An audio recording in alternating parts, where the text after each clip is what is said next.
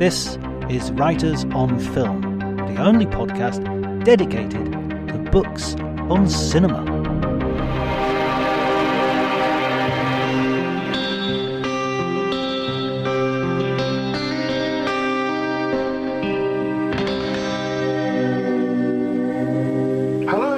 Welcome to Writers on Film. My name is John Bleasdale. I'm a writer and film critic, and today I'm delighted to be joined by an old friend of the podcast, David Hughes, who has written a wonderful book about a cult film that I've only just seen, Hudson Hawk, The Unmaking of Hudson Hawk. Welcome back to the podcast, David. Thanks. It's my third time, so feeling very privileged about that. Oh, you're going to have to come a few more times if you're going to beat... Who have we had on the most who are sort of like non-festival people? I've definitely had Tom Schoen on about 4 or 5 times. Oh, yeah. Okay, yeah. Ian Nathan is on almost as a co-host. He's on so frequently, right. So it's always good to see a familiar face. And this is a book as kind of a labour of love, because as long as I've known you, you've been you've been singing the praises of Hudson Hawk. Yeah, it's crazy. I know, it's a bit of a curate's egg. It's so funny that I just sort of fell in love with it even more while I was writing the book, which I think you kind of have to be in love a little bit to spend like years on a project, or as you would say, a project. So yes, I do pay attention. Yeah, it's so weird. It was like, I don't know. I think what happened is, you didn't ask me this, but I'll tell you why I wrote. Please do. I wrote a book about Hudson Hawk when Ishtar was right there. No. So basically, what happened was, for my audio commentary podcast that we won't mention because obviously it's a big competitor, but Rogue Commentaries, which I think I've done one as well, so it's not exactly it's cross-fertilization, man. Yeah, perfect. Well, so I did an audio commentary with Stephen D'Souza, who was one of the main screenwriters on Hudson Hawk, and then I did him about talking about Hudson Hawk, and then I did an episode with Daniel Waters, the other screenwriter. They never worked together, but they kind of worked at sort of cross purposes.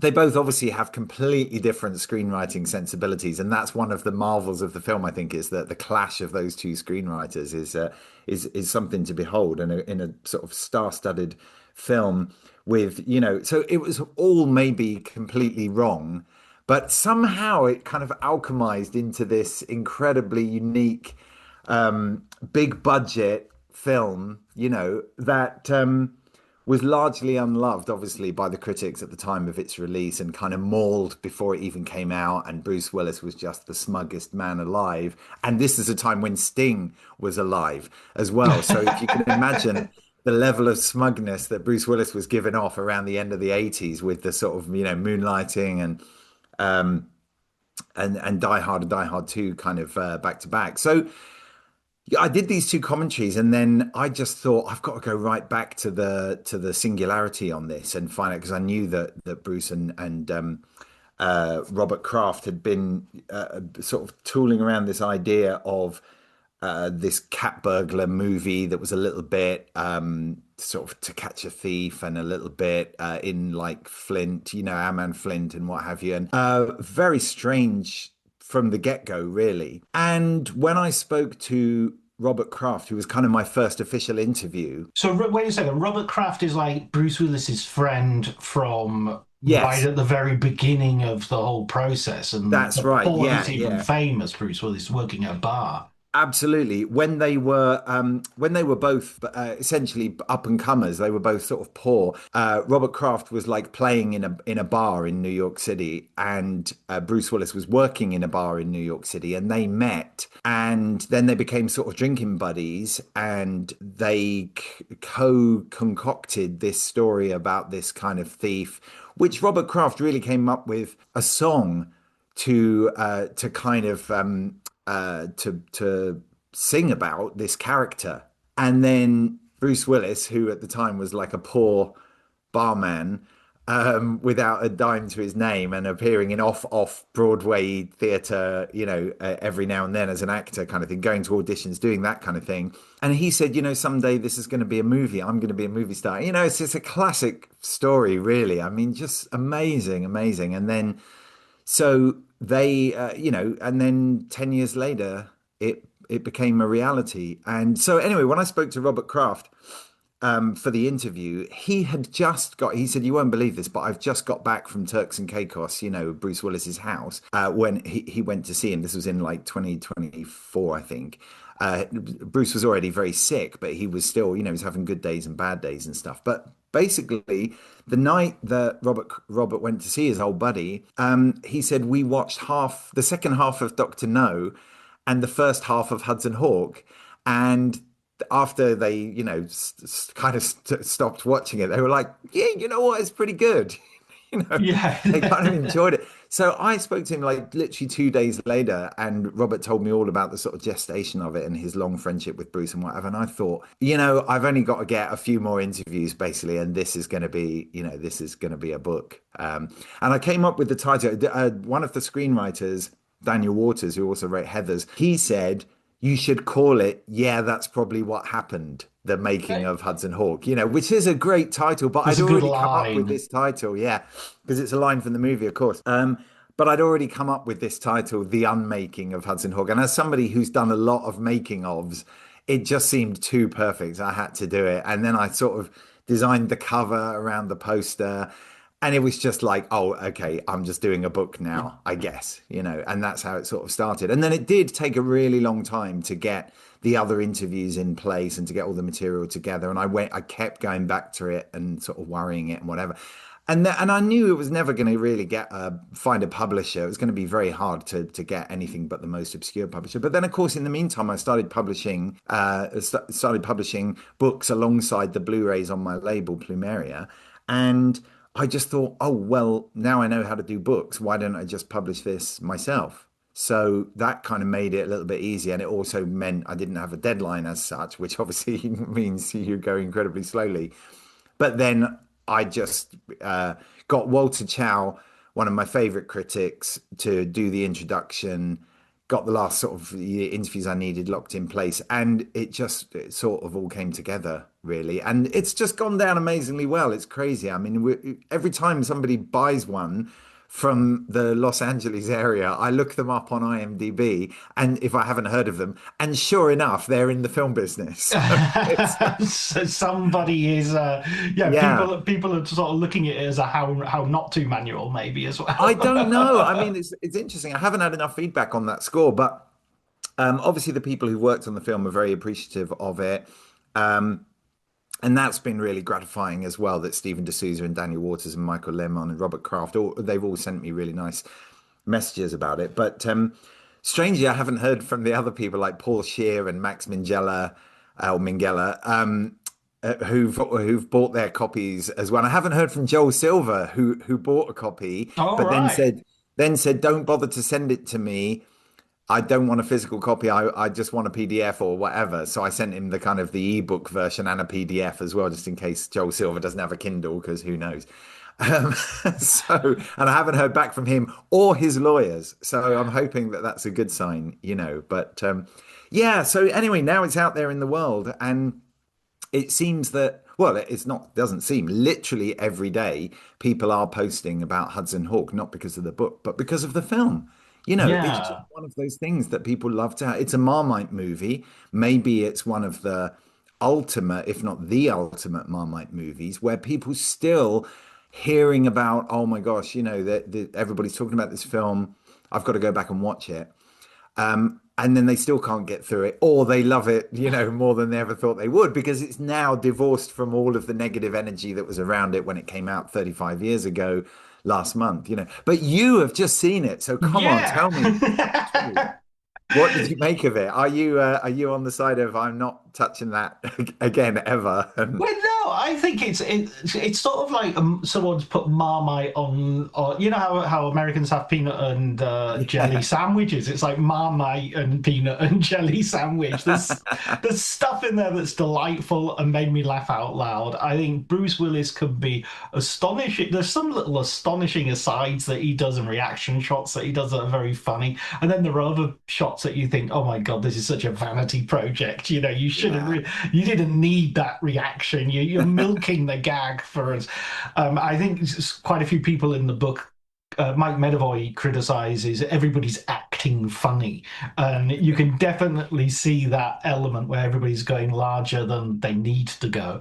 Danny Aiello, the co-star, is a delight, and it's so good to see him have a substantial role because he is one of those actors. He's always good in whatever you see, and you've seen him in Once Upon a Time in America, Do the Right Thing, and a whole bunch of other films. So to see him here sort of get an opportunity to do something a bit different to what you're used to, which is a sort of more I don't know what you how you would describe it, say more go to Italian character. So I've never seen Ruby actually. That's a sort of curious film that I'd be interested in seeing because that's another film where he's actually the lead actor on. And that's one to put on my watch list actually, I think. If you But can yeah, find it. right. Is it a quite a difficult one to get? I feel like it is. Yeah. Yeah, yeah. Mm. No, I think it's tricky. I'd have to check the availability in the States, but yeah, no, I haven't seen it since it was a big old ex-rental VHS. Exactly. Yeah. Yeah. Yeah, Exactly. tricky one. I think Sarah Bernard and Richard E. Grant are absolutely brilliant. And in fact, the closest I came to watching this film prior was reading with Nails, Yeah. The Diary by Richard E. Grant, which obviously gives you a very sort of slightly vitriolic, lemony look inside the making of. But I think they're brilliant in it. I think they're really good, and I think their sort of ludicrousness and their relationship and their pantomime villainy is great. You know, that's one of the most entertaining parts of the Mhm. picture. I actually think Andy McDowell is really good in this as well. When she starts doing dolphins and yeah, Yeah, I must talk to the dolphins now. What yeah, does the color blue taste like? yeah. This is kind of stuff that she has. She's actually kind of relaxed and just obviously enjoying herself. And then you've got like the set pieces, and you can see how they really enjoyed figuring out how are we actually going to do this robbery and this heist. So there is a sort of like half decent heist movie in there. It's I've recently for the Connery biography I've recently watched Entrapment, Yeah. and so the heist movie is sort of like is around in the 90s.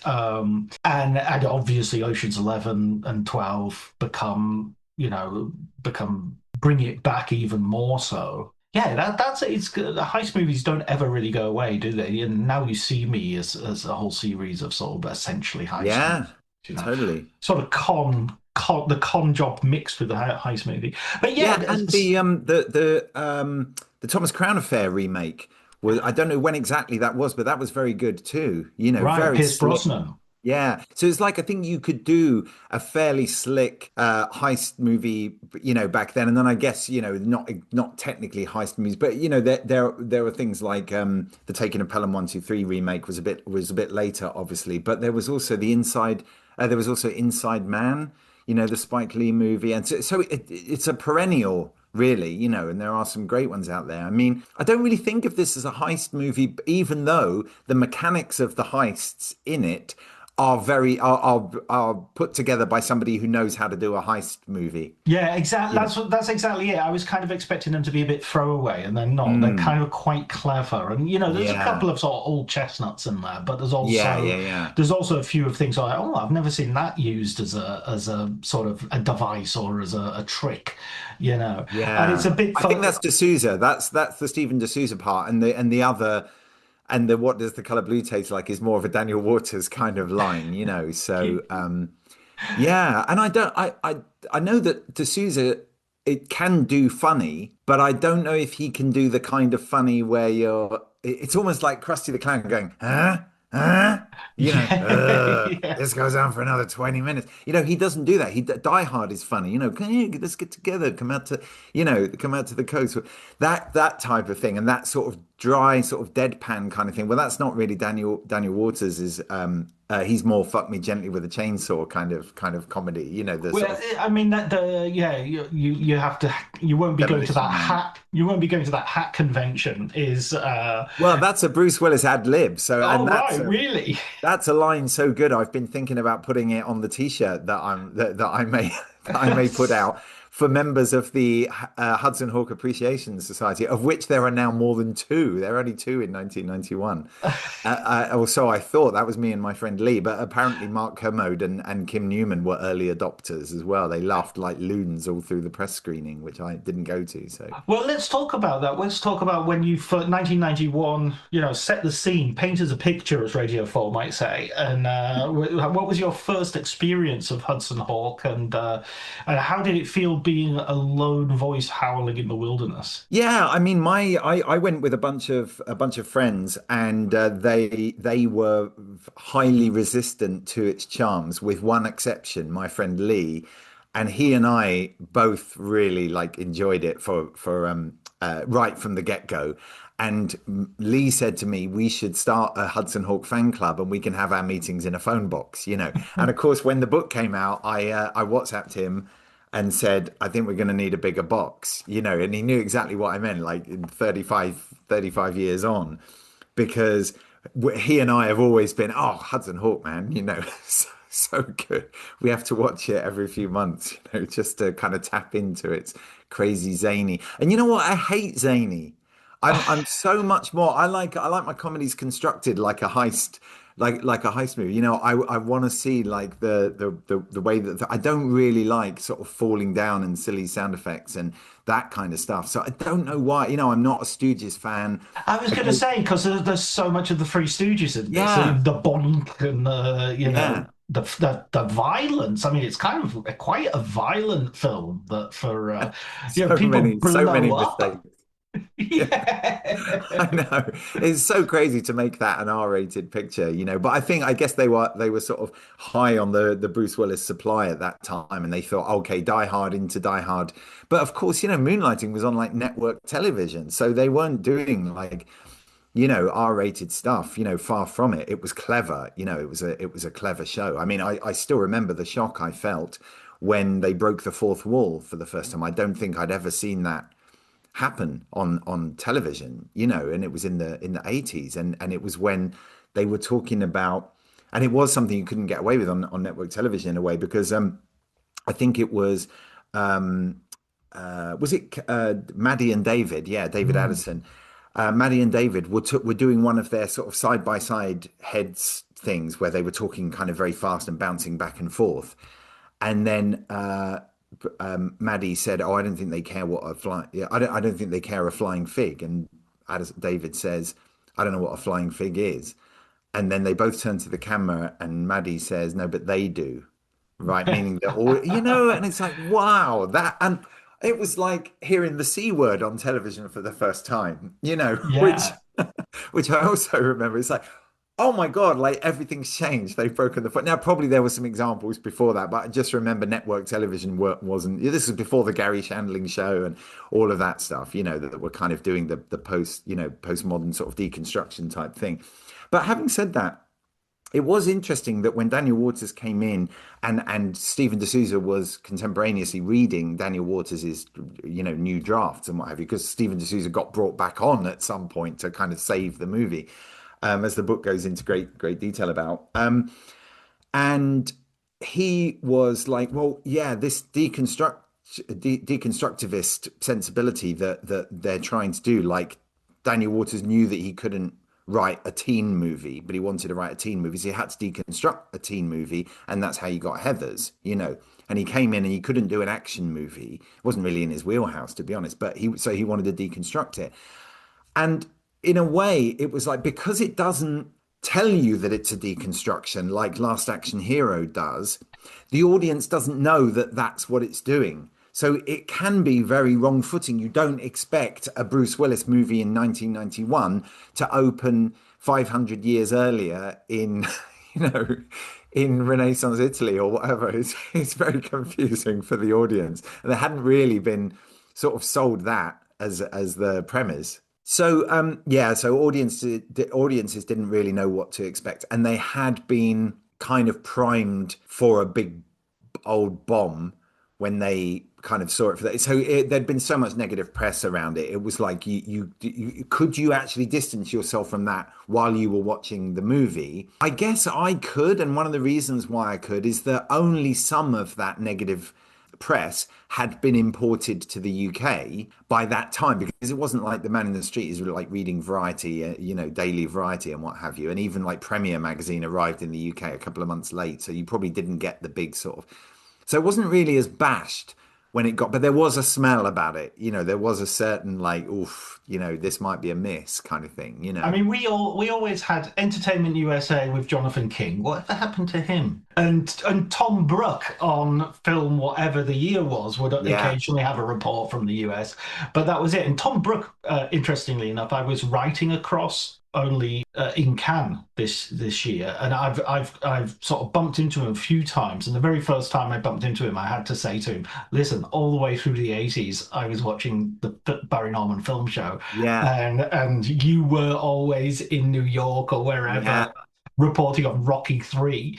Yeah, exactly. The letter from America kind of thing. And I don't Exactly. think people today appreciate how long we had to wait for things. Like we Right. always think, oh, Star Wars 1977. Actually, Mm, January 78, by the time yeah, it got to the UK. absolutely. Even the Absolutely. Blair Witch Project, we didn't get until like October of the year. And it came out in May in the US. And I remember that the distributor was very nervous about, because I worked on the UK release, and the distributor was very nervous that it had gone past hype into, oh, come on then, impress me kind of territory, and Mm. actually did kind of catch fire in the UK as well, because it does deliver on its goods. And I think it was good that perhaps they got out backrooms while it was still, sort of like cooking in the States, and that it didn't have that, it didn't have the kind of the attitude of, oh, that's like so overblown and overhyped and all that stuff. Luckily it hit more or less the same time here, so because it can still happen that you can get a film that comes out in the States, and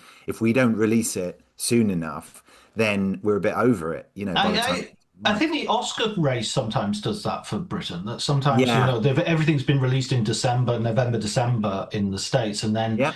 it's almost as if the distributors are waiting for the Oscars. It's not, almost as if they absolutely are, as you know. Yeah, Yeah. Yeah, yeah, yeah. In totally. fact, yeah, I wrote a wonderful article, brilliant article. Everybody's talking about it. Yeah, About no, it was amazing. I know yeah, it could be any one of the ones. yeah, obsession and backrooms, in which I talked about the secret of their success, which came down to them being good. I was, Right. I just said it's not to do with all this blarney about the internet and all this sort of nonsense about how young the guys are or anything. They're just good films. They're just Yeah. really well done. Yeah. Good stories. Who knew? Who knew we wanted to see good stories? Yeah. Going back to Hudson Hawk, you've already said you're not particularly keen on zany normally. What is it about this particular film then that sort of, gets under your skin and makes it into one of these films that you're gonna write a book about, you're gonna have a fan club about, you're gonna have t-shirts about?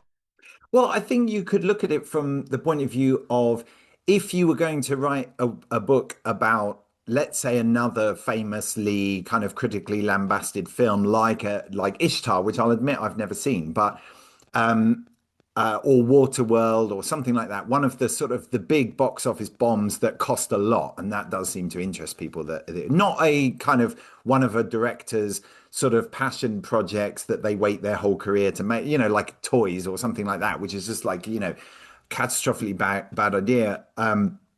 Some would say. I just don't think there's enough interesting things about the film, because Waterworld, it is a thing which I very much enjoy, and it was, successful.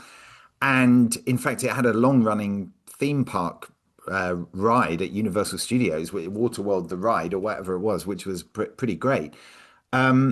So the kind of the movie outlived its critical mauling and its sort of reputed box office failure, although it did actually work quite well at the box office. But um, there just isn't enough interesting things going on in the movie overall. Whereas with Hudson Hawk, it's like somebody who's got a new thing every sort of 2 minutes. It's 100 minutes long, and it's got a hundred ideas almost in every one of those minutes. I mean, it just so you it's I find it very hard to resist because if you don't like um, Andrew Brynjarski as Butterfinger, you might like Kit Kat, or you might like James Coburn, sort of doing his kind of wry, and that's an incredible thing. And of course, you love Richard E. Grant, you love Sandra Bernhard. That's the one thing that does seem to unite even the haters is the fact that those two are great, and they remember Bunny Ball, and they remember the dog sort of flying out the window and stuff, and they may have forgotten that Richard E. Grant gets covered from head to foot in molten gold,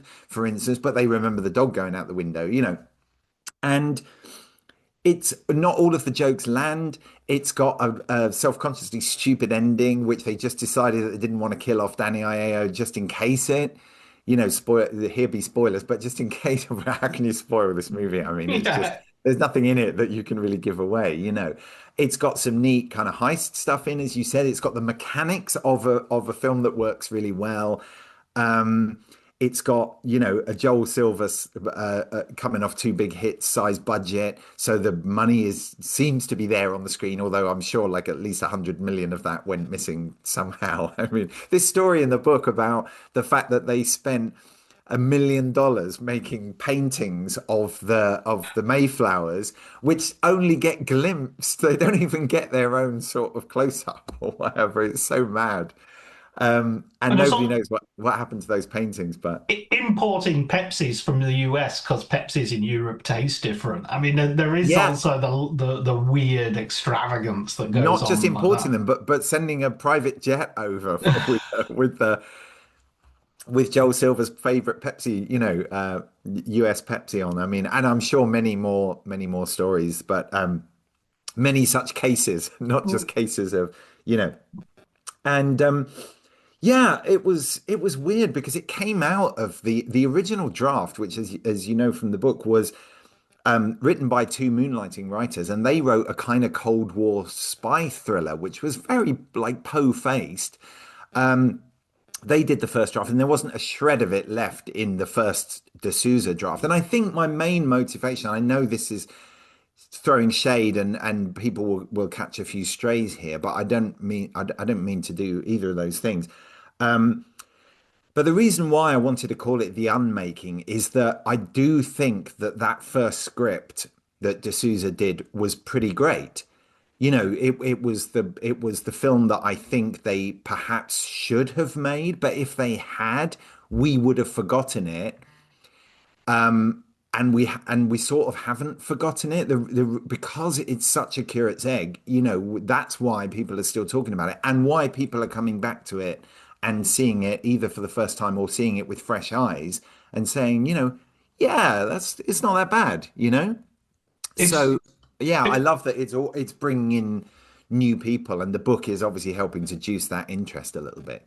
well, it certainly got me to watch it. Right. It certainly, but no, but I mean, when you see someone as enthusiastic as you've been about this film, you sort of, yeah, my curiosity was aroused, and I watched it, and I enjoyed watching it. I don't think I've got the same sort of relationship to it, obviously, as you have, but then we all have relationships with films that are slightly inexplicable. Kroll, for some reason, is a film I rewatch every now and again. Or I've got this weird idea that Outland is better than High Noon, and Yeah. they're not exactly defensible, these notions, but And Walter Chow thinks that Alien 3 is the best of the Alien films, and it's a hill that he's willing to die on. So, there are some amazing, like crazy opinions out there, even among sort of like renowned critics, or perhaps especially among. And I think the opposite of the Sacred Cow, where you're actually saying X movie is pretty good, actually, is almost sort of a braver stance than to trash something and say, oh, because I can see there are lots of sacred cows out there that are that are having a bit of revisionism applied to them, and I'm kind of all for re-examining, especially through a different lens. You look at there's this podcast running at the moment called White Cannon, run by Josh Olson, who's the an Oscar-nominated screenwriter of A History of Violence. He is exploring, famously white movies through the lens of non-white contributors to the podcast, just to see how somebody who's non-white would view, one of our sort of great kind of darlings, the great kind of milestones of like cinema and but I think it's more interesting if somebody comes out and says, actually, Ishtar is better than The Graduate, and here's why. I think I don't know. Ishtar is really good, by the way. Is it though? It's really no, it's really good. You've not seen it. I've seen it. I can I tell you. haven't seen it. And you've watched Hudson Hawk, so now I have to watch Ishtar. Yeah, exactly. No, I mean, honestly, Dustin Hoffman and Warren Beatty are very funny as two Wow. very very bad songwriters, Right. and that double act of when they're doing their songwriting together, and they're so intent on it, and they're so serious about it, is genuinely funny. And the Yeah. film is all over the place. It's a bit like Spies Like Us, the Dan Aykroyd Chevy Chase Hmm. film. It's a bit all over the place as a caper movie, but you watch it for them more than anything else. I think Yeah. Isabella Allende is in it as well. There's a couple. Irene Jacob. There's somebody in it who's famous European actress is in it as a sort of Right. prestige figure, and she's in it as a fairly silly character. Well, Mariska Um, Detmers was almost in Andy McDowell's role, and Andy McDowell came in and was literally shooting the next day. She flew to Rome and just picked up the character and immediately, just kind of got on with the job, and she seemed to have nailed the tone. I think everybody sort of you could say, look, they're all in a different movie. They all think they're in a different movie. That's not true of Hudson Hawk. They everybody sort of seems to get the vibe. Now, that's not to say that when, for instance, Lorraine Toussaint watched the film, she said almost none of the stuff that I expected to see in the film was in the film, but there was always it was almost like she'd seen a film made of the outtakes. And you could just imagine what the chaos was like on the set to make that possible. Some people think that there would be like a tonal shift or whatever, but she was like, "Oh, I wasn't aware of any of this stuff that being shot." So it came as a major surprise to her that the film was the way it was. So, but I think everybody's doing their part. Like James Coburn doesn't think he's in a straight film, and he is mm. playing it with a kind of wry sensibility, but he also isn't going as full comedy as some of the. He's not doing Three Stooges stuff. He's playing like a James Coburn type in it. Well, except Whereas, for the karate fight at the end. I mean, that's well, pretty okay. good. But it's just it's sort of that tonally, yes, it is kind of all over the place. But I think that if Richard E. Grant had played it like as when Stephen Burkoff is in, and this is a wonderful thing, and Stephen D'Souza kind of explained the mechanics of me to many years ago when he was talking about Beverly Hills Cop, and he said Stephen Burkoff doesn't know he's in a comedy in Beverly Hills Cop. Joss Ackland doesn't know he's in a comedy in Lethal Weapon 2. The villain plays it absolutely straight. And I think you could even say Charles Dance doesn't know he's in a comedy, in Last Action Hero as the villain kind of thing. That sort of really works. But when you say, okay, turn it up to 1,000, and you get this incredible world domination, Richard E. Grant, Yeah. not larger than life, but larger than life on all the planets that just absolutely crazy stuff. Not just kind of chewing the scenery, but basically taking most of the set home in a doggy bag to chew. You know, I mean, it's a lot of this comes from as well. Bruce Willis himself sort of being a stronger figure than the director mm, and sort of saying to Richard E. Grant, "You go 110%, go yeah, for it." and also sort of doing the same thing with in scenes, turning up late and revising things and throwing out the blocking and all this sort of stuff. Yeah. So there's almost, as well as having a story credit on the film, there's almost a sense that this film is partly directed by Bruce Willis. Yeah, I mean, I think he was right to feel that he had could take ownership of this because it was his character. It wasn't really his story as such, but the idea of this kind of, the cat boat, he didn't come up with any of the sort of the key mechanics, but he definitely came up with this look. And it was, some people have said it was like his Bruno character from the best-selling album, The Return of Bruno, which, hit the charts pretty hard on both sides of the Atlantic and quite big in Europe as well. And so if he was going to make a movie of a Bruno type character, then he could, and he gets obviously to do a song in this, a song or two in Hudson Hawk as well. So I can see why he would take ownership of this film in a way that perhaps he wouldn't quite do that on The Bonfire of the Vanities, which he was also he was coming off two big hits and he was feeling it himself, on that film as well. So I think he had a right to do that. And clearly the power dynamic on the set was Bruce, Joel, the director, and everybody else just had to kind of work around them. And Michael Lemon didn't have a strong enough kind of, and I don't think he has a strong enough ego himself. It wasn't his status. It wasn't like he hadn't hit peak Michael Lemon-ness. He is a really successful television director, but he was coming off Heathers, which both Joel Silver and Bruce Willis had loved. And so I guess it wasn't like they hired him so they could push him around. I mean, you could say that like when Danny Cannon was directing Judge Dredd, it was clear that it wasn't going to be Danny Cannon's movie. It was going to be Stallone's movie. It was going to be the producer's movie, all of that type of thing. So I think there was these two and with those two, Joel and Bruce kind of coming off these two hits and egging each other on to go bigger, to do crazier, to go wilder, and all of that stuff, and really using their kind of power to like shut down a major bridge in New York City for multiple nights, whereas even Die Hard had only shut down the 20th Century Fox building and then only at night kind of thing. So it was kind of you could work around the actual active kind of office building.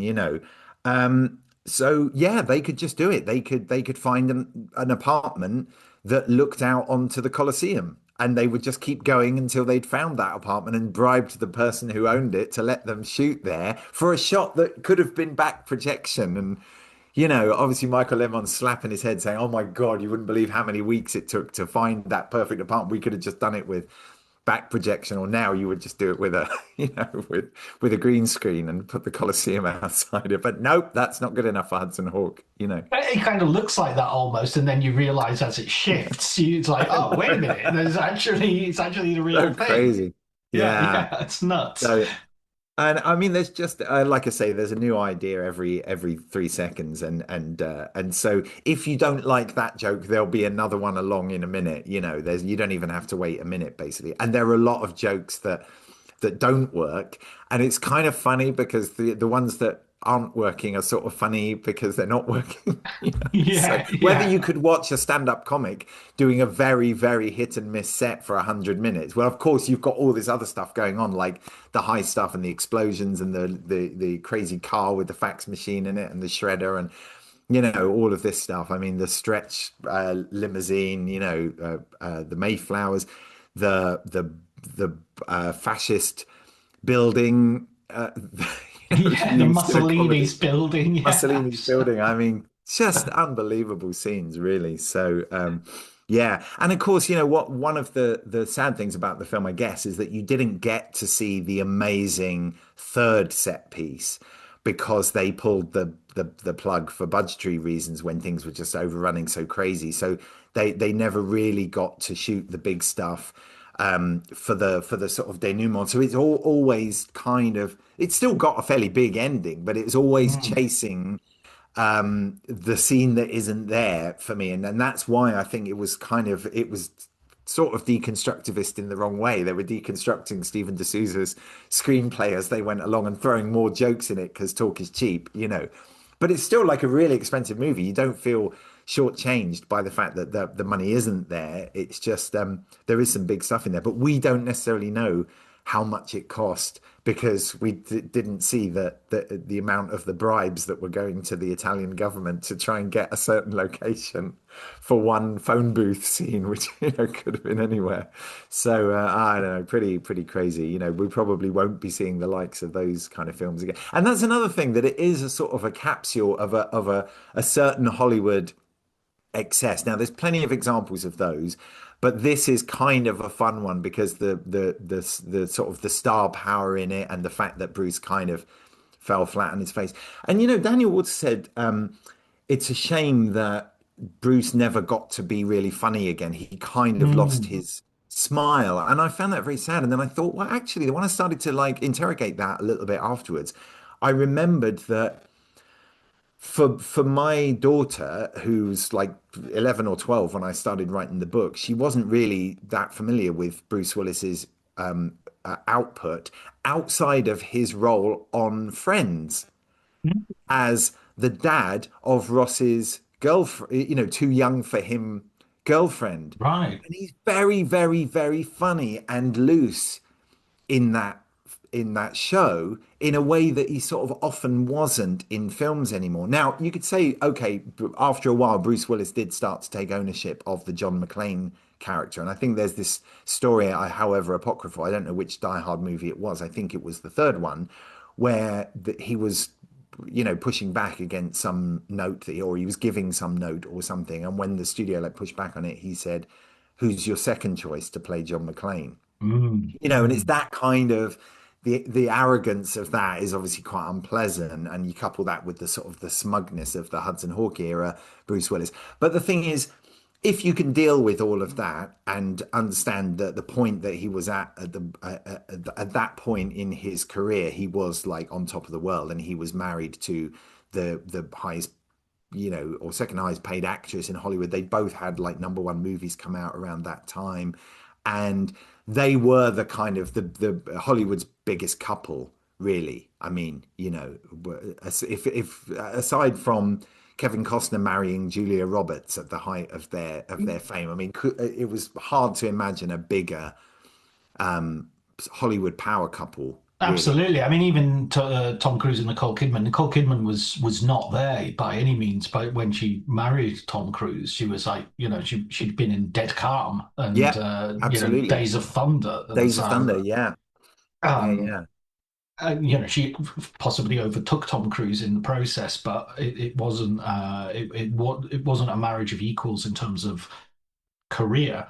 Um, Yeah, I mean, I think as well, it's a little bit of a pity that moonlighting has only recently started to re-emerge and become available again. I think there've been a lots of, I don't know, rights issues or something because it's never had that sort of repeat viewing sort of availability Yeah. that a lot of things like Friends, which is constantly on everywhere, wherever you go.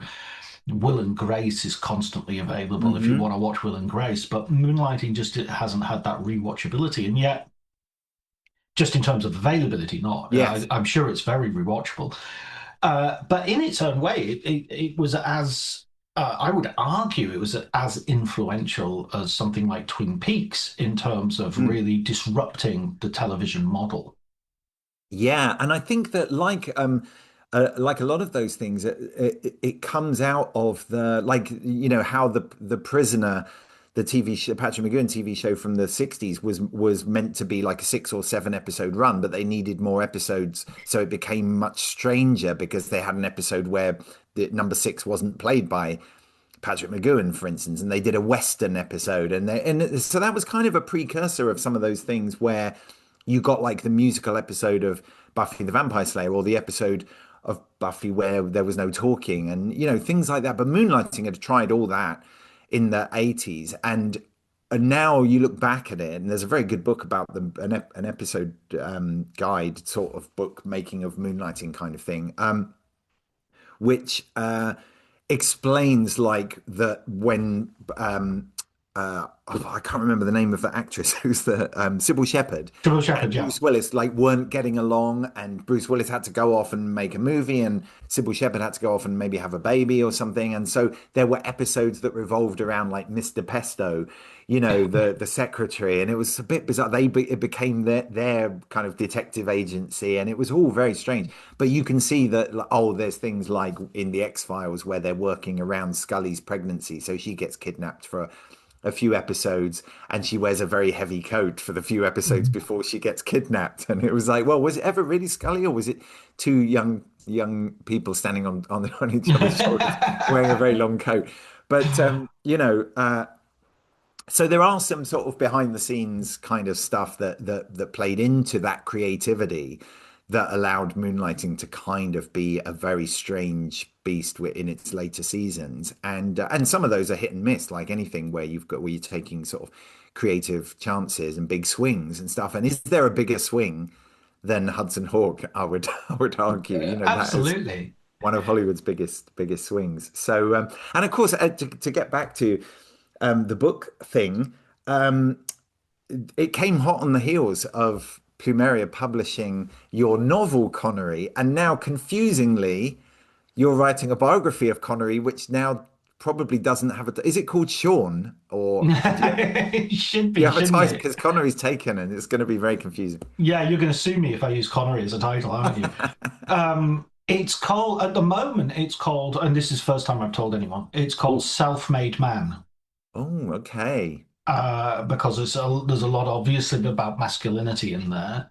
Hmm. It's a lot about also Connery being this person who left school at 13, 14, and you know, um, and he has no formal training as a actor, and he's got no, there's an element where he's going through his whole career and he's picking up teachers as he goes, and he's picking up elements of his craft and he's putting them together. And you could argue his first wife, Diane Salento, was a teacher. And he met a guy called Robert Henderson who was the teacher, and there were certain sort of teachers that he took in privately, and so he sort of very much brings himself together. But he's got this supreme confidence of someone who's very much from the very get-go making himself, and also including his body. He was a bodybuilder, so making his body, making and just having this supreme confidence of putting himself together, and that can have very positive aspects in that he builds himself a huge career, and he does it very much on his own terms. But it can also have quite negative uh, consequences for people around him because he can be quite arrogant. He can once you've succeeded at doing something like that, then you think your way is the best way. And like many autodidacts, he has some blind spots, and one of those blind spots is his attitude towards women, which is particularly kind of difficult to accept these days. Oh well, not even accept. I mean, obviously you don't have to accept it. You shouldn't accept it, but for some modern readers would be difficult to understand, I think. Hmm. But he was brought up in a working class tenement in Edinburgh in a period where violence against women was pretty endemic. Um, but then you look at his mum, and his mum had the purse strings, and she was the organizer of the family, and she was the so he wasn't necessarily getting it from there either. So yeah, he's a fascinating character, and it's interesting to write it this way around because, as you know from Connery the novel, Connery himself has his relationship to the action of the novel is a little bit like Humphrey Bogart's relationship to the action of Play It Again, Sam, or Yes, it's exactly. sort of That's a very somebody good who analogy. just sort of pops in every now and again, or Val Kilmer's Elvis Presley in True Romance. Right. He's there, but not really. Is he there? Is kind of the big question of the book, of the novel, and it's very funny actually because I had a friend who just visited me recently, and he's a very old friend, and he'd read the book, and he said how odd it was because a lot of the book has elements of autobiography. Character comes from the same place I come from, and went to a northern university and things like that. Killed a And man just to watch him die. well, that's the thing. They said that's the thing. It's like I was recognizable, and then wait a minute, what's this bit? I didn't know this bit about you. So yeah, it's kind of like a portrait of the artist as a young psychopath as well. That's Yeah. I've always been. Have you ever done one of those psychopath tests? No, but I do love the book by John Ronson, The It's a Psychopath wonderful Test. book. It's a wonderful book, and you Yeah. can find these psychopath tests online, and you can sort of Mm. go through them and do them. And I always fail them completely because big softy that I am, I'm incredibly empathetic and wouldn't hurt a fly. But I think a lot of us sort of do read American Psycho and do look at sort of serial killer movies and stuff. And there's a little bit of us is sort of fantasizing. What if I did? I mean, Freud said a nightmare is a fantasy you don't want to admit to. And I think serial killers have an element of that. You can't help but watch. I think it explains the popularity of all the Ted Bundy's documentaries on Netflix, and because there's an element you can't help but watch those true crime things, and as they go towards inevitably being caught or what have you, there's a little bit of disappointment. There's a little bit, oh, come on, go for the record, Yeah. And I mean, that's a horrible, amoral, immoral thing to think, but at the same time, it is. So Connery, the novel, was a little bit written on that idea of me, but if I was a psychopath, if I actually had Yeah. that, if Well, I I had, mean, Tony Soprano had to beat someone to death every few episodes just to remind you that these aren't the good, these aren't the guys you're yeah. supposed to be rooting for. You know what I mean? And it's sometimes you do have to be brought back into the fact that, you're watching somebody. Of course, you are. There are many such cases, obviously, of bad people that we root for in cinema and on television and in literature and stuff like that. So. Yeah, no, that is fascinating that you've kind of like you've channeled Connery in one way, but obviously, I knew that there was this sort of idea that you might actually pursue, like to go sort of full biography, and obviously that is an enormous undertaking, but I also kind of know what that's like and how joyous it is to actually be digging into like a single topic. And it's interesting because I can't imagine that there's a bigger fan of your Jonathan Glazer book out there than me because, I know I was trying to like remember all the bits of it I liked, and then I just ended up like writing the whole book as a kind of bookmarking everything, and highlighting everything. So it's mostly highlighted, and then the acknowledgements are not highlighted. But because I really do love that. But obviously, analyzing somebody's work very, very different than trying to see inside their life and into their sort of mens rea and figuring out what makes that person tick based on the evidence of everything that they did in their life that we know about and every interview they gave and whatever. So I absolutely admire you for tackling such a kind of giant figure, really. But I also know what a thrill it is. And the dopamine hit of getting just that little bit further along the line and uncovering another secret. And so how deep are you into that right now? It's about a Oh, year away, isn't it? The book from. yeah, it's October 2026. I've got to the end of October. I've got to is my deadline. Oh, that's Uh, actually really soon, October. yeah, it Wow. is. It is. So it'll be published 2027, and Yeah. I've finished the first draft, so I'm at the position Oh of my gosh, that's yeah, so much yeah. further along than I thought you were. That's amazing. No, no, I'm really, really quite happy with the first draft as well. I was kind of Right. hoping. Um, I was rereading it and thinking, okay, this is going to take a lot of work. And then actually, as I was rereading it, was going, no, this is kind of here. This is almost there. It needs a couple of things doing to it, but it's not far away. It's not far off. I mean. I think there are a lot of Connery biographies already out there, and there Mm. are several which are very good. It's not a case of there being a dearth of a really good Connery biography. There's the Christopher Bray one, which is good, and there's a few, but there was it's kind of like that, this is new and original, but what's original isn't. This is great and original, but what's great isn't original, and what's original isn't great. It's that sort of, and Right. that's how I feel about a lot of the biographies. They do one thing very well, but they don't do the other, and the other, like that. Interesting. And I'm not going to put a hostage to fortune out there by being more specific.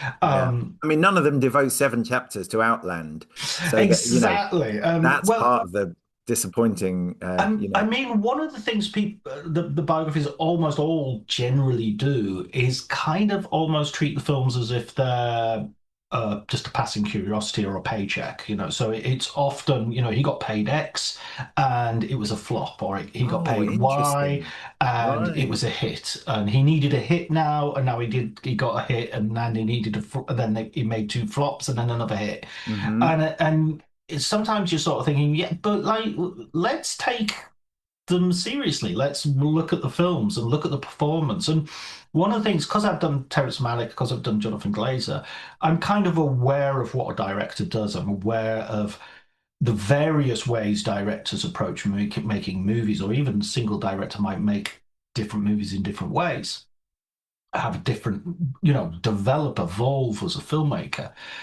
But as an actor, it's very difficult sometimes to really work out, why is this actor a good actor? Why is this actor not a good actor? What are we, Mm. and especially a film actor, what are they conveying in terms of their own celebrity, their own, Bruce Willis is a great example of this. You have to like Bruce Willis to like Bruce Willis films, you know. There are exceptions to that. You Yeah. might say, 12 Monkeys 12 is a Monkeys film comes to which mind. isn't Yeah. a, is It doesn't rely on his smirk or whatever. Obviously, he requires that you need to bring quite a lot of like to the table with even The Sixth Sense, one of his mm, greatest successes. Here you need to feel empathetic towards him. If you come at him with The Sixth Sense in 1999 after you've just seen Hudson Hawk and hated it, that's going to be problematic. You have to meet yeah. the movie on its own terms. But of course, we all bring baggage with us to seeing any film. But one of the things that I'm interested to explore in a way is that I didn't really know until I was working on the Smoke and Mirrors chapter of my book. I think it was Tales from Development Hell, about the unmade Sean Connery movie, was how much of an influence he had over the script in those, through those decades, that once he'd signed on, he actually gave good notes, Oh, and he yeah. was interested. It wasn't a paycheck. He wanted to make sure that his character was right and correct, and had quite a lot of influence worked with the screenwriters Oh, yeah, absolutely. There was directly. several occasions where he would do that with a film that in the end wasn't made, but he would sit Mm, down and go through several. I mean, he's even a credited scriptwriter on, I think it was called Warhead, a version of what then became Never Say Never, that he yep. wrote with Len Dayton. Yeah. Um, and Time Bandits, he suggested at the end of Time Bandits, he was supposed to show up as Agamemnon in the final battle and be killed along with his troops. And I think partly because they just ran out of days and they couldn't use him. But he had said to Terry Gilliam, I should turn up at the end as the fireman. And so they used that idea, and Yeah. that was Connery's idea, and he put his fingerprints all over it. And that's a little bit why when you hear something like, "Oh, he was going to be Gandalf in Lord of the Rings," I don't think that would ever happen. I don't think that would have ever. He just would not have gone to New Zealand for that amount of time. Yeah. He wouldn't have put up with it, and Peter Jackson wouldn't have been able to deal with him on set. I think he would. It was just not going to happen. Um, But if he had, his Gandalf would have been incredibly different. It wouldn't have been. He wouldn't have just said the lines and said, Yeah. "Okay, yeah, this is Tolkien, so I'm just going to do the lines." Yeah. And also, things like Zardoz. The more sort of again, films that people tend to dismiss. He was just absolutely instrumental in how he went through them. He's not, he's not a passive. If he's getting into that mankini, it's because he wants to, you know. Yeah, yeah. And he wants to play with sexuality, and he wants to play. When he played Finding Forrester for Gus Van Sant, which on one level is a really brilliant film and it's really good, and on the other level it just has this final scene which is way too Scent of a Woman, way too Oscar baity, where he sort of turns up at the school and gives a speech and all the rest of it. But the most of the film is superb, and he plays his character as gay without sort of telling anybody. He just said, right, my character's gay and I'm going to play him that way. And he wanted to be in like John Strazinger's Sunday Bloody Sunday in the Peter Finch role, which is a gay Jewish doctor. Hmm. And I think that just goes against everything we sort of think of as Sean Connery. We think, Sean Connery is this masculine, but he was this masculine man who didn't mind sharing beds with men when he was on tour with South Pacific. Right. And was kind of like, for as sexist as he is, you nary find a homophobic. There's no homophobia in his Yeah, interviews, and in fact, he quite often jokes about sort of being gay, but not in a homophobic way, in a sort of like, it depends yeah, on how attractive the man is sort of way. yeah. Um, Oscar Wilde kind of way. So those are sort of things that I find kind of. I'm not claiming that he was, he had some sort of secret gay um, background, but I think it is something which is an interesting adjunct to masculinity. That here was a guy who he did, when he was in his 20s, was posing naked for a bunch of art students, apparently without any problems whatsoever. Yeah. Are there any of his contemporaries that you think can kind of that feel like they're in the same sort of mold? Is he really like super unique? I mean, these self-made men like a Richard Burton or Stanley Baker or any of those, Patrick McGoohan a bit, are there any of those that they maybe not became as famous or perhaps not quite as big a star or as enduring a star? But do you see that there are contemporaries of his that have a little of what he has? I mean, he's interesting because I think he's like Burton in the sense that he sort of conquered Hollywood without ever going there.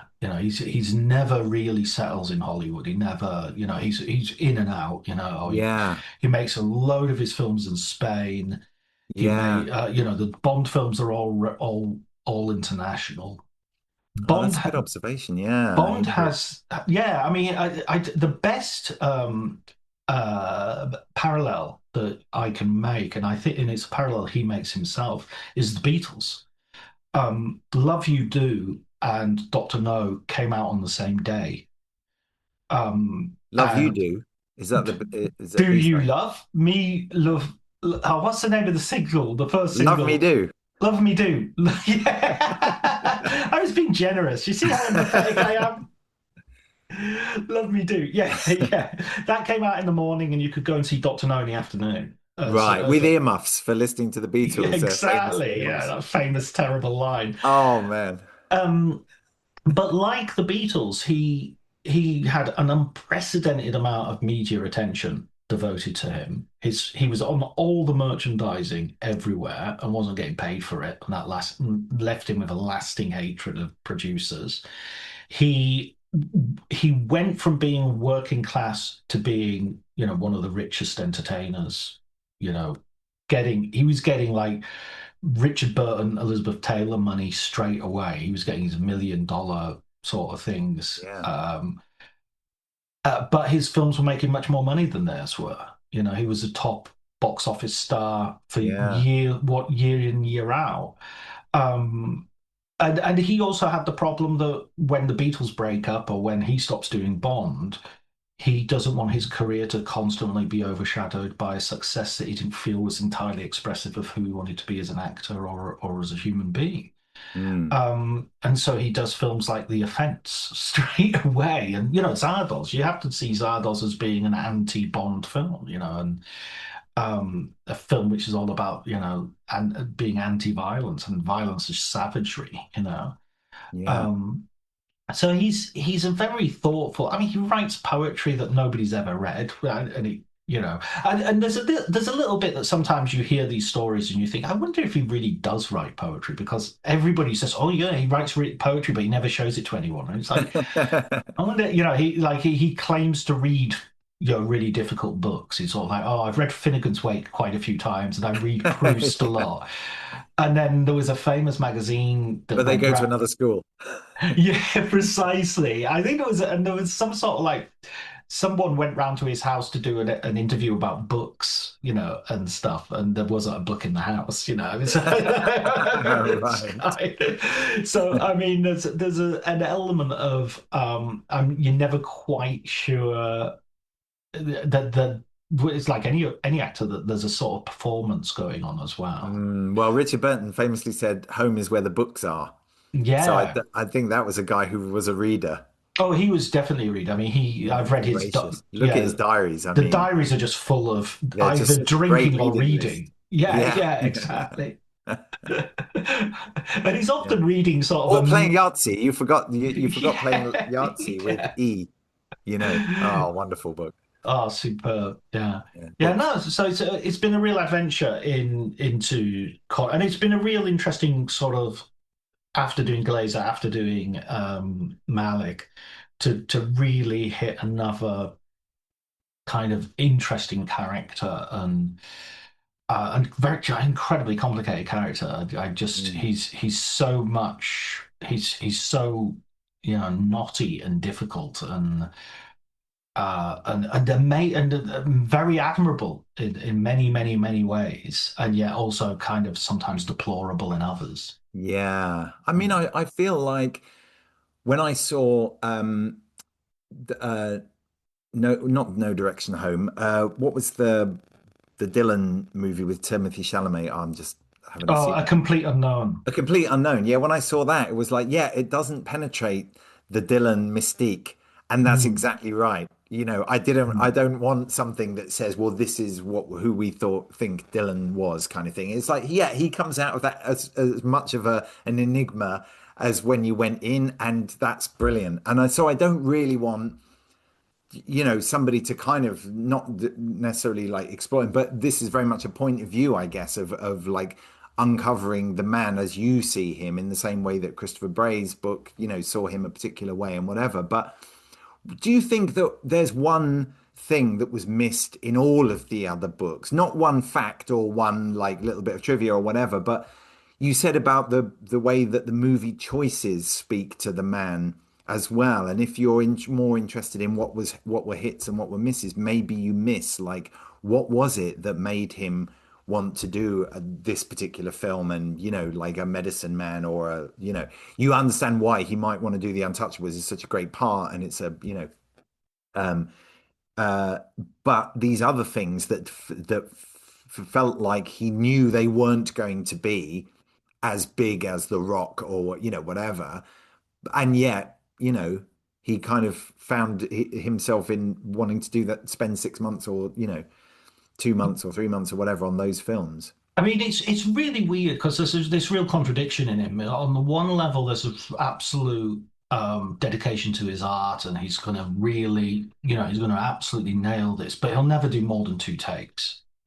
And you better be ready because he's going to do it, and he's going to do it well.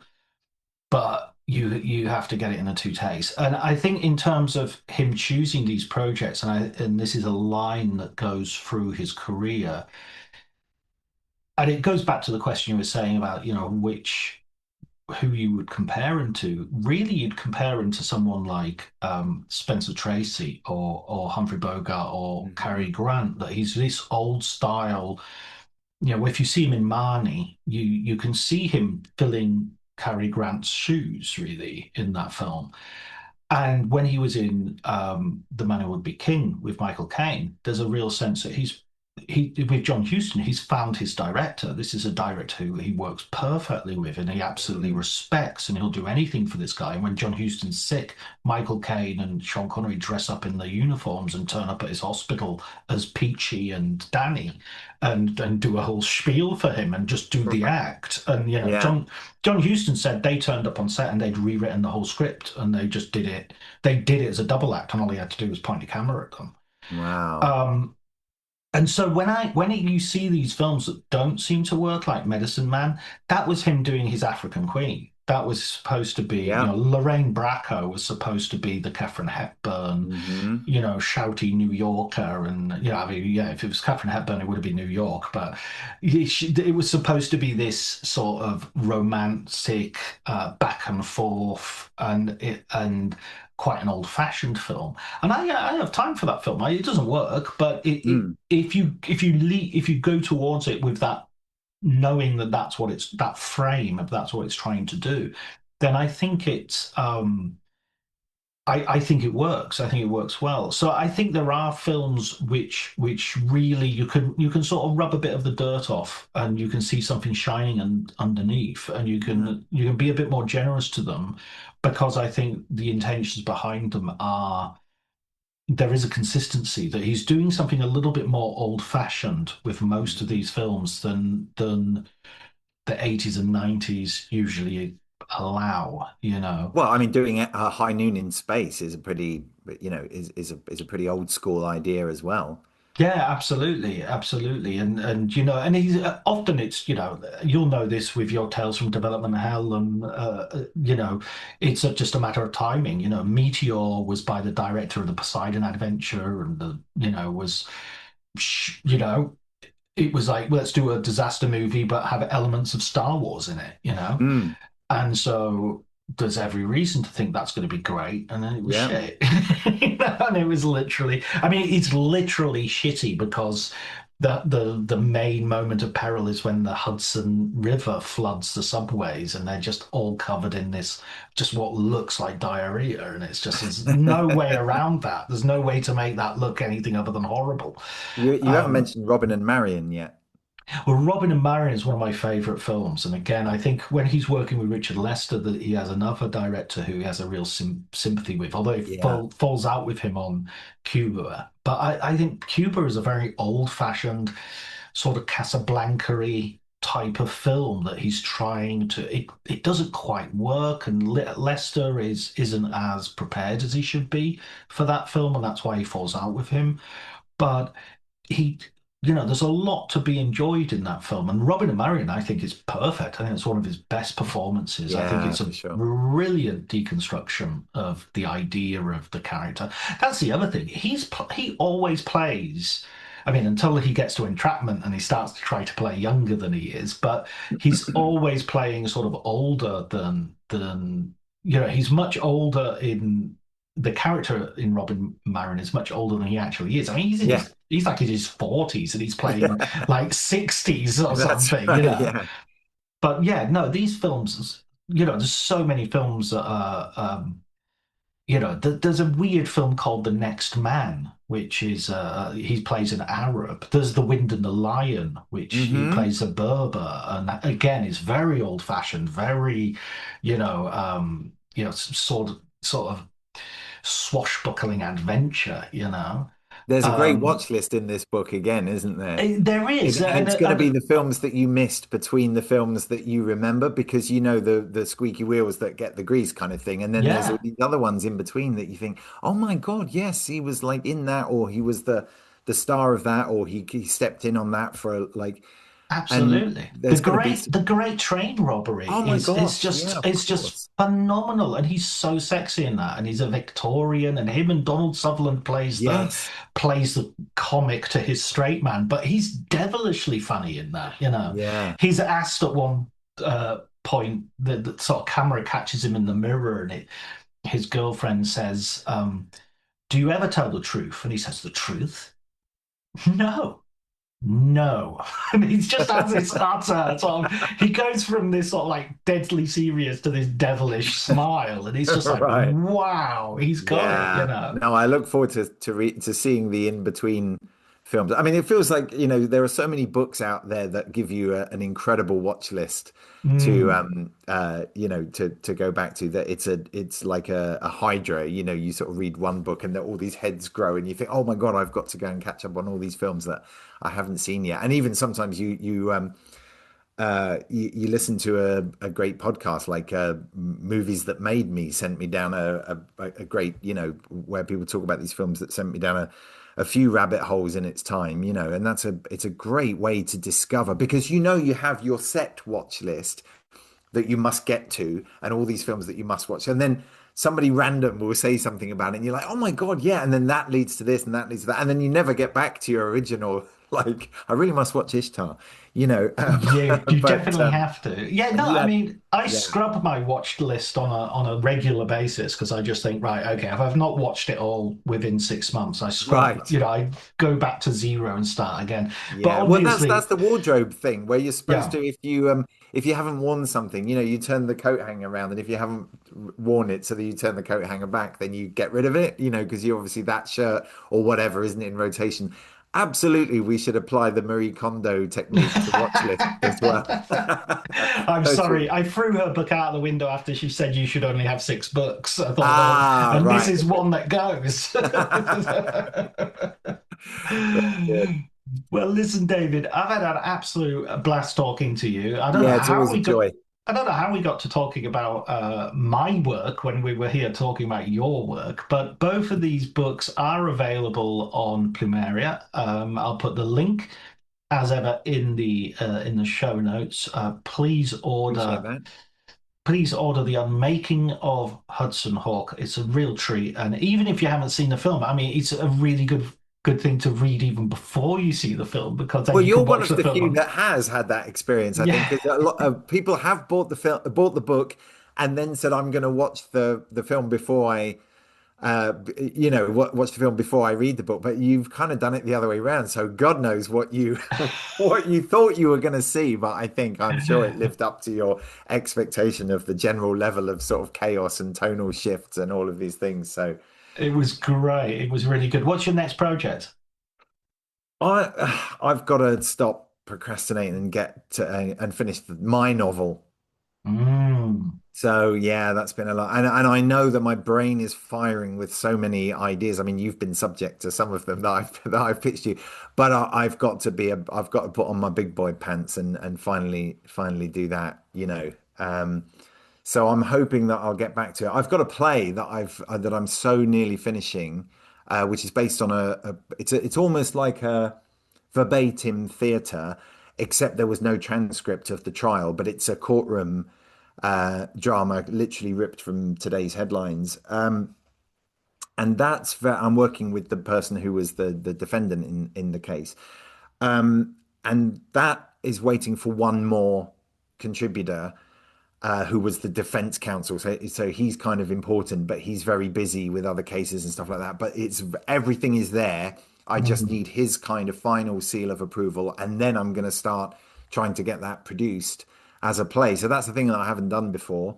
But book wise, I'm kind of open to ideas now. It turns out that it's a lot easier to get a book published than it is to find a Blu-ray that I'm willing to spend, large sums of money kind of getting the rights to or whatever. And I am working on an incredibly missing movie, and I'm getting closer to getting the rights to put that out on Blu-ray for the first time, which is very exciting. So all of my energy is going towards that at the moment, just because it's a great white whale kind of thing.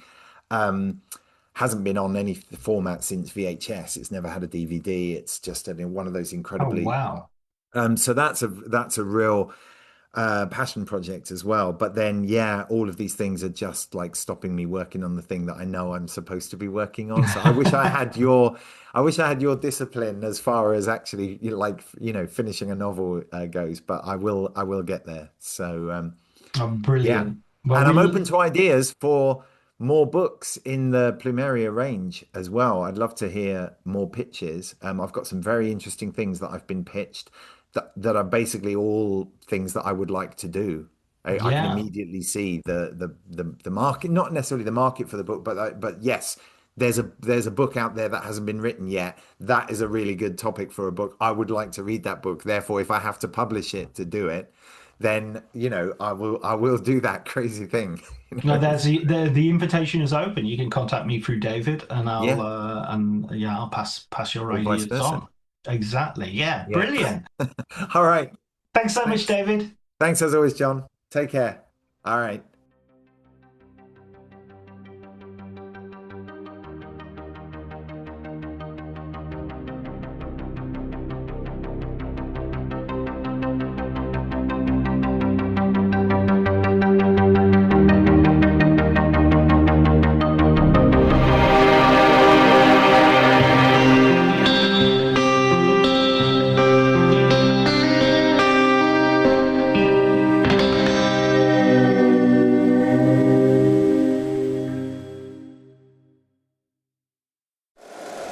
If you like the show, please take a moment to rate, review, and subscribe. It really does help the show to grow.